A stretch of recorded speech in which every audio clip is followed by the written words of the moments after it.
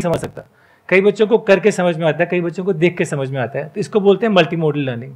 अब multi modal learning school में implement करना बहुत डिफिकल्ट है, लेकिन हमारे सिस्टम के द्वारा, बिकॉज उसमें टेक्नोलॉजी है, उसमें करिकुलम है और उसमें इम्प्लीमेंटेशन सिस्टम है, ये पूरा एक पैकेज बना के हम स्कूल को दे देते हैं। तो कोई भी स्कूल 3 से 6 महीने में रोट लर्निंग से मल्टी मॉडल लर्निंग में ट्रांसफॉर्म हो जाता है। ये सुनने में तो बहुत अच्छा लग रहा है idea, it's like need of the hour, क्योंकि अभी जो हमारा एजुकेशन सिस्टम पूरा का पूरा थियोरेटिकल है, उसमें आप प्रैक्टिकली कुछ करने की कोशिश कर रहे हैं, that to based upon your learnings from Stanford, Oxford और हार्वर्ड और व्हाटएवर, लाइक वहां से आप देख करके कि वहां पे किस तरीके से सिखाते हैं, which is more experimental based practical learning, उसको आप यहाँ पे इंप्लीमेंट करना चाह रहे हैं। तो एक बार को हम एक रोल प्ले करते हैं कि ये देख लेते हैं, मैं एक स्कूल का ओनर हूं या प्रिंसिपल हूं। अब आप मेरे से बात कर रहे हैं कि मेरा जो एग्जिस्टिंग स्कूल है उसमें अपना ये इंप्लीमेंट करेंगे, तो I want to understand it from that side कि क्यों मैं उसको इंप्लीमेंट करूंगा, क्योंकि एज अ स्कूल ओनर जो मैंने देखा है, correct me if I am wrong, मैंने जो देखा है स्कूल ओनर्स का इन मेजॉरिटी ऑफ द केसेस उनका इंटरेस्ट इसमें नहीं होता कि जो बच्चा है उसका ओवरऑल डेवलपमेंट हो, ये हो वो हो, बल्कि इसमें होता है कि मेरा स्कूल है, एक मेरे साथ में स्कूल है, मेरा रिजल्ट उस स्कूल से बेटर आना चाहिए। Correct, as simple as that. जी, तो अगर मैं एक स्कूल के पास जाके बोलूं कि आपके पास हर क्लास में 40 बच्चे हैं लेकिन टॉपर सिर्फ 5 हैं, बट आप उस 40 में से 30 बच्चे टॉपर कैसे करेंगे? तो सब इंटरेस्टेड है। अब उसमें करने के लिए ये है कि जो 10 टॉपर्स हैं उनका तो रास्ता है ये किताब से पढ़ाने का, बट जो बाकी 30 हैं उनका रास्ता है ऑडियो विजुअल से पढ़ाने का, किनेस्थेटिक से पढ़ाने का। अगर स्कूल को अपना रिजल्ट इंप्रूव करना है, सिर्फ टॉपर्स के लिए नहीं बट सब बच्चों के लिए, तो उनको मल्टी मॉडल एजुकेशन लेनी ही पड़ेगी और कोई तरीका ही नहीं है। लेकिन अगर मेरे स्कूल में ये ऑडियो विजुअल सिस्टम नहीं है हर क्लासरूम में, तो वो किस तरीके से किया जाएगा? वो आप देंगे, आप प्रोवाइड करेंगे? हम सब कुछ देते हैं। तो हम हर क्लास में एक स्मार्ट टीवी लगा देते हैं, हर टीचर को एक टैबलेट देते हैं और उनको एक टीचिंग लर्निंग इक्विपमेंट का किट देते हैं। साथ में उनको एक सिस्टम देते हैं जिससे वो मॉनिटर कर सके कि टीचर पढ़ा कैसे रही है। और पेरेंट्स के पास में भी ऐप आ जाती है कि पेरेंट्स को पता चल रहा है कि मेरा बच्चा कैसे पढ़ रहा है। और अगर बच्चे को घर में पढ़ना है तो जो क्लास में पढ़ा है उससे लिंक प्रैक्टिस घर में मिल जाती है। तो ये पूरा इंटीग्रेटेड सिस्टम हम स्कूल में इंप्लीमेंट कर देते हैं। अब यहाँ पे एक चैलेंज आएगा, I am thinking from the school owners perspective, कि मेरी क्लास में हर तरह के बच्चे हैं जी, कोई अच्छे फाइनेंशियल बैकग्राउंड से हैं, कोई थोड़ा कम से हैं, कोई इतने वेल ऑफ नहीं है। तो अब इसकी जो एडिशनल कॉस्ट है वो कौन बियर करेगा?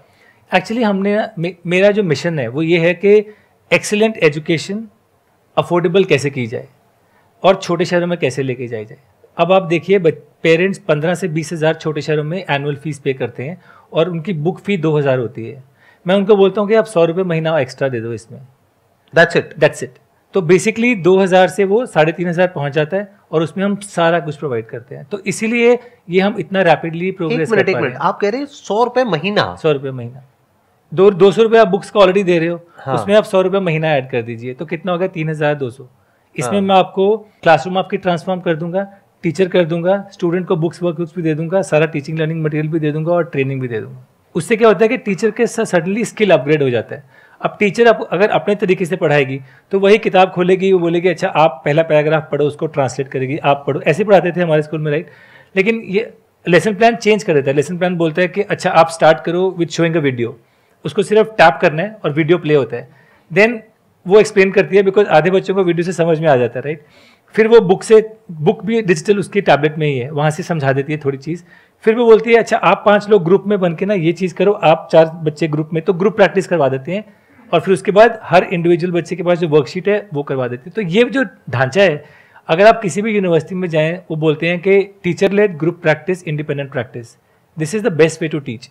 अब ये नेशनल एजुकेशन पॉलिसी में उन्होंने डाल दिया, I do, we do, you do. ये अगर लेसन प्लान में है ना, तो इससे क्या होता है कि हर टीचर एक हाई लेवल पे पढ़ाने की कैपेबिलिटी हो जाती है। और उसको सपोर्ट करने के लिए हार्डवेयर भी है। उसको सपोर्ट करने के लिए मैं किसी को बोल रहा हूँ कि आप फ्रैक्शंस पढ़ाइए मैथ किट यूज़ करके। किसी के पास मैथ किट नहीं तो वो कैसे पढ़ाएगी? हम उसको मैथ किट भी दे देते हैं। तो उसके पास कोई बहाना नहीं है अच्छे से ना पढ़ाई करने का। तो टीचर के सारे बहाने निकाल के उनको सब कुछ फैसिलिटी दे देते हैं कि आपको अच्छे से पढ़ने के लिए टैबलेट भी है, टीवी भी है, किट भी है। अब बताइए क्या कारण है कि आप अच्छे से नहीं पढ़ाएंगे? कोई कारण नहीं है। एक्सीलेंट पॉइंट जी, बहुत बढ़िया। तो ये कहना गलत नहीं होगा कि आप जो कर रहे हैं इसके बारे में बहुत कम लोगों को पता है as far as masters are concern जी, क्योंकि आप बड़ा ग्राउंड लेवल पे काम कर रहे हैं जी। आप में से कितने लोगों को पता था, कितनों ने लीड का नाम सुना था? ये देखो सिर्फ 2 लोगों ने। मैं आपसे ये बात कर रहा था कि परसों मैं वर्कआउट कर रहा था तो मेरे बैक में एकदम से स्पैज्म हुआ। डॉक्टर ने बोला कि आप ट्रैवल नहीं कर सकते। मैंने इस समय लंबर ब्रेस पहना हुआ है, अच्छा, but I wanted to come and talk because ये बात और लोगों तक पहुंचनी चाहिए, तो मैं इसीलिए यहाँ पे आया हूँ आपसे बात करने। आपने जेन्युइनली बहुत अच्छा किया यहाँ पर आकर के, क्योंकि मैं आपको वजह बता देता हूँ, क्योंकि मेरे को अंदर से जो लगा था, मैं आपको बिल्कुल क्लियर बोलूंगा, और मेरा सबको पता है कि मैं बिल्कुल मुंह पे बोलता हूँ जो भी है, मेरे को लगा था कि ये बोरिंग सा सेशन होगा, मैं ऑनेस्टली बता रहा हूँ, प्लीज डोंट माइंड इट। मतलब जो मेरा अपना फीडबैक था मेरी टीम को, उन्होंने कहा नहीं नहीं सर बहुत अच्छा काम कर रहे हैं, ये वो, we should bring them on our platform, ये वो करके। मैंने कहा चलो ठीक है, इट्स योर कॉल। बट अब जो मेरी अंडरस्टैंडिंग है, जो आप कर रहे हैं, आई एम नॉट श्योर आप में से कितने लोगों को समझ आ पा रहा है और कितनों को नहीं आ रहा है, बट ये एक बहुत ही कमाल का काम कर रहे हैं, विच इज रेवोल्यूशनरी। क्यों? देखो मैं आपको लॉजिक बता देता हूं, ध्यान से समझना क्यों, ऐसा क्यों बोल रहा हूं मैं। ये क्या कर रहे हैं, ये सिर्फ 100 रुपए महीने में, यही आपका प्राइस है इंक्रीमेंटल। मतलब अगर आप 2000 खर्च कर रहे हो, 100 रुपए और देना, तो मतलब टोटल 3000 भी, because I don't want people to get the wrong impression कि सुमित ने जाके गलत बोल दिया। 2000 वो बुक्स में देते हैं, उनकी बुक्स रिप्लेस करके हम अपनी बुक्स दे देते हैं, एडिशनल उनको 100 रुपया देना पड़ता है। एडिशनल जो लगा उनका वो सिर्फ 100 रुपए महीना लगा। करेक्ट है। और 100 रुपए महीने में आपने उनको उस लेवल की एजुकेशन दे दी जो स्टैनफोर्ड में मिलती है, ये कहना गलत नहीं होगा, या फिर इंटरनेशनल स्कूल क्वालिटी, इंटरनेशनल जो क्वालिटी एजुकेशन है वो आपने दे दी उनको जी। जो अगर किसी ऐसे स्कूल में जाएंगे जहां पे इस तरह की एजुकेशन मिलती है, वहां पे फीस होती है महीने की 10,000, 12,000, 15,000। करेक्ट, ठीक कह रहा हूं? पता है आप लोगों को? पढ़े हो ऐसे स्कूल्स में?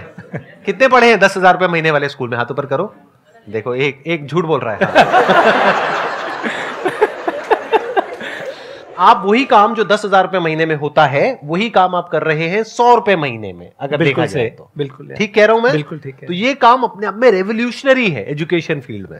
सर माय क्वेश्चन इज कि सर जैसे जो स्कूल्स होती है वो नॉर्मली कोई बोर्ड से एफिलिएटेड होती है, फॉर एग्जांपल सीबीएसई, आईसीएसई और स्टेट बोर्ड, तो सर आपका जो करिकुलम है वो आप बोर्ड के थ्रू ही कंटिन्यू करते हैं, और आपका न्यू करिकुलम है वो न्यू बोर्ड इस्टेब्लिश करते हैं, जो बोर्ड एग्जाम्स और होते हैं उसमें किस तरह से इम्प्लीमेंट होता है?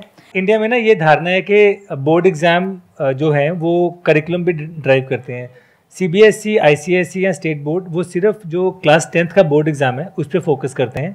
इंडिया में पूरा करिकुलम है वो एनसीईआरटी बनाती है, तो एनसीईआरटी डिसाइड करती है कि हर क्लास के एंड में क्या आउटकम्स चाहिए। तो जो व्हाट होता है ना वो डिसाइड करती है, हाउ डिसाइड नहीं करती।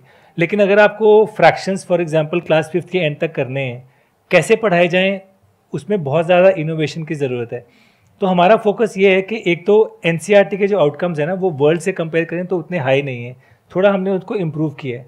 तो कोई स्कूल अगर लीड अडॉप्ट करता है तो वो एनसीईआरटी तो क्रैक कर ही देगा, लेकिन उससे एक स्तर ऊपर बढ़ जाएगा, नंबर 1। नंबर 2, पढ़ाने का तरीका जिसको हम पेडागोजी बोलते हैं, उस पर बहुत इनोवेशन है कि फ्रैक्शन को कैसे पढ़ाया जाए, न्यूटन्स लॉ को कैसे पढ़ाया जाए, तो उसमें हमारा इम्प्रूवमेंट रहता है। उसकी वजह से जब बच्चे 10th तक आते हैं तो उनकी कॉन्सेप्चुअल अंडरस्टैंडिंग बहुत स्ट्रांग हो जाती है, फिर उनको रट्टा मारने की ज़रूरत नहीं है, वो अपनी समझ को आराम से एक्सप्रेस करके बोर्ड एग्जाम्स में अच्छे स्कोर करते हैं। इनफैक्ट लास्ट ईयर हमारे 180 बच्चे क्लास 10th बोर्ड एग्जाम में आए थे, 18 scored perfect 100 out of 100।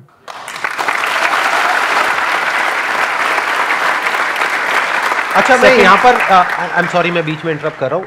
Overall in terms of numbers, कि जब पहले वाले सिस्टम पे वो स्कूल थे, ये 9000 स्कूल्स, और अब आपके सिस्टम पे आए हैं, तो रिजल्ट में क्या इंप्रूवमेंट हुई है overall? I am so glad.